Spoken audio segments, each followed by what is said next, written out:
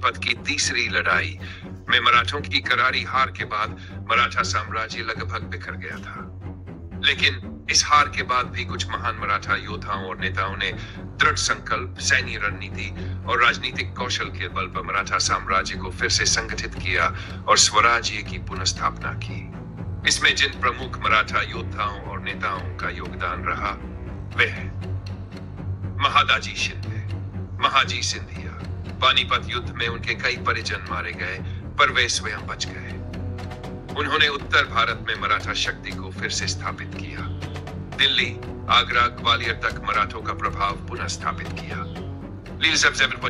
में दिल्ली पर पुनः नियंत्रण पाकर मुगल सम्राट शाह आलम को सिंहासन पर बैठाया। उनकी कूटनीति और सैन्य कुशलता से मराठों का नाम फिर से दिल्ली में गूंजा।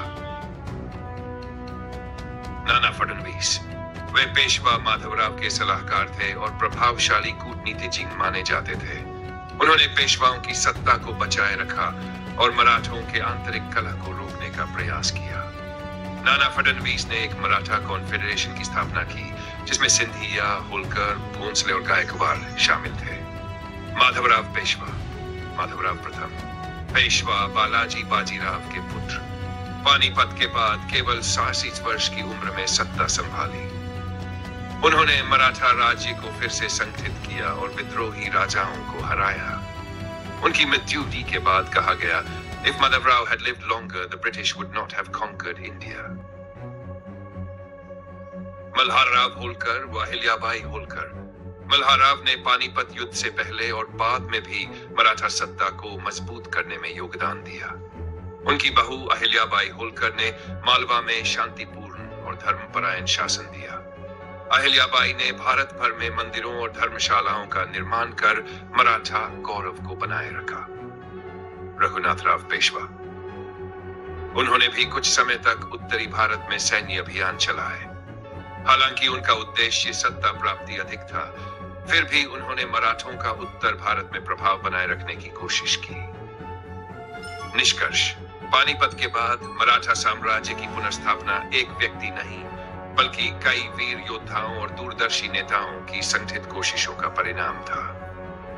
महादाजी शिंदे की तलवार, नाना फडणवीस की नीति और माधवराव पेशवा की संगठन शक्ति ने मिलकर स्वराज्य को फिर से खड़ा किया। महादाजी शिंदे, जिन महाजी शिंदे या महाजी सिंधिया भी कहा जाता है, मराठा साम्राज्य के एक अत्यंत कुशल और रणनीतिक योद्धा एवं नेता थे।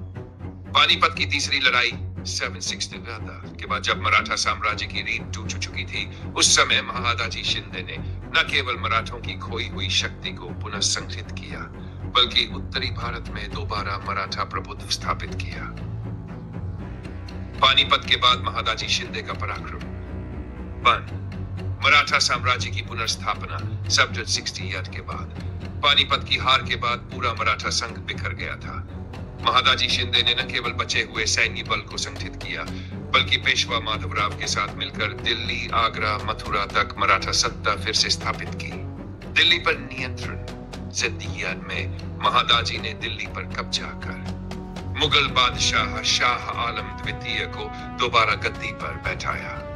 इसके बदले मुगल सम्राट ने उन्हें वकील मुतलक सम्राट का प्रतिनिधि घोषित किया। अंग्रेजों के खिलाफ संघर्ष। में अंग्रेजों के साथ पहला एंग्लो मराठा युद्ध लड़ा। महादाजी ने अंग्रेजों को हराया और में सालबाई की संधि कराई, जिससे मराठों को सम्मान और क्षेत्रीय शक्ति प्राप्त हुई। 4. राजपूताना और पंजाब में अभियान। जयपुर, जोधपुर जैसे राजपूताना के राजाओं को मराठा आधिपत्य मानने पर मजबूर किया। पंजाब की सीमाओं तक मराठों का प्रभाव बढ़ाया। कूटनीति और प्रशासनिक कौशल। उन्होंने फ्रांसीसी प्रशिक्षकों की मदद से मराठा सेना को यूरोपीय ढंग से पुनर्गठित किया। फ्रांसीसी कमांडर बेनोइट डी बोइस और पॉइन को मराठा सेना में प्रशिक्षक बनाया। महादाजी शिंदे की विरासत। उन्हें उत्तर भारत का संरक्षक कहा जाता है। उनकी रणनीति, सैन्य कौशल और कूटनीति ने मराठा गौरव को पुनर्जीवित किया। उनकी वजह से मुगलों को महज नाम मात्र की सत्ता मिली और वास्तविक सत्ता मराठों के पास आई। पानीपत की तीसरी लड़ाई में मराठों की हार के बाद दिल्ली पर अफगानों और रुहेलाओं का प्रभाव बढ़ गया था। मुगल सम्राट शाह आलम द्वितीय अंग्रेजों की शरण में था और दिल्ली में अराजकता थी। महादाजी शिंदे की योजना। महादाजी शिंदे ने ठान लिया कि वे दिल्ली की सत्ता को फिर से मराठों के अधीन करेंगे। उन्होंने कुशल रणनीति और संगठन के साथ एक सैन्य अभियान चलाया। में विजय। महादाजी ने दिल्ली की ओर कूच किया और 977 में मुगल सम्राट शाह आलम द्वितीय को मराठों के संरक्षण में दिल्ली की गद्दी पर पुनः बैठाया। संधि इस ऐतिहासिक घटना के बाद शाह आलम ने एक आधिकारिक संधि के तहत मराठों को दिल्ली का रक्षक और संरक्षक घोषित किया। महत्व। यह घटना मराठा गौरव का पुनरुद्धार थी। अंग्रेजों और अफगानों को यह संकेत मिला कि मराठा साम्राज्य अभी भी भारत की सबसे प्रभावशाली शक्ति है। महादाजी शिंदे को दिल्ली का संरक्षक कहा जाने लगा। भले ही हार के बाद कुछ समय तक मराठा सरदारों में मतभेद रहे, लेकिन समय के साथ पुनः संगठित हुए। पुणे में पेशवा माधवराव प्रथम के नेतृत्व में शासन को संगठित किया गया और मराठा प्रशासन को स्थिरता दी गई। पेशवा माधवराव प्रथम का कुशल नेतृत्व E76 युवा माधवराव ने मराठा प्रशासन को फिर से सशक्त किया और दक्षिण में निजाम व मैसूर के विरुद्ध सफल अभियान चलाए। उन्होंने सेना को संगठित किया और मराठों के खोए हुए प्रदेश फिर से हासिल किए। रणनीतिक गठजोड़ और राजनीतिक कुशलता। मराठों ने कई बार अंग्रेजों, राजपूतों और मुगलों से रणनीतिक संधियां की, जिससे उन्हें अपना प्रभाव फिर से स्थापित करने में मदद मिली। महादाजी शिंदे ने राजनीतिक कौशल से दिल्ली और उसके आसपास के इलाकों में स्थायित्व लाया। माधवराव पेशवा मराठा साम्राज्य के चौथे पेशवा थे। वे केवल 30 वर्ष की आयु में पेशवा बने, जब पानीपत की तीसरी लड़ाई के बाद मराठा साम्राज्य बिखराव की कगार पर था। इतने कठिन समय में माधवराव ने न केवल साम्राज्य को फिर से संगठित किया, बल्कि उसे नई शक्ति और सम्मान भी दिलाया। प्रमुख पराक्रम। पानीपत के बाद मराठों का पुनर्निर्माण। माधवराव ने अपने चाचा रघुनाथ राव के साथ मिलकर बिखरी हुई मराठा शक्ति को एकजुट किया।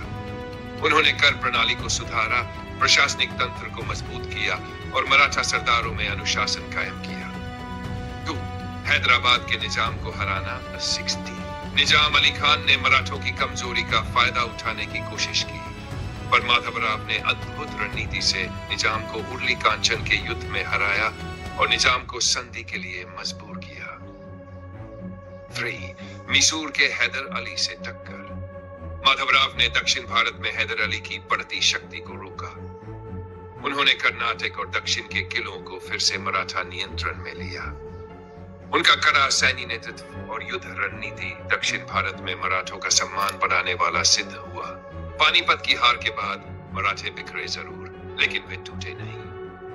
महादाजी शिंदे और माधवराव पेशवा जैसे महान नेताओं के नेतृत्व में उन्होंने पुनः संगठित होकर भारतीय उपमहाद्वीप की राजनीति में अपना स्थान फिर से प्राप्त किया। यह इतिहास में एक अद्भुत पुनरुत्थान माना जाता है।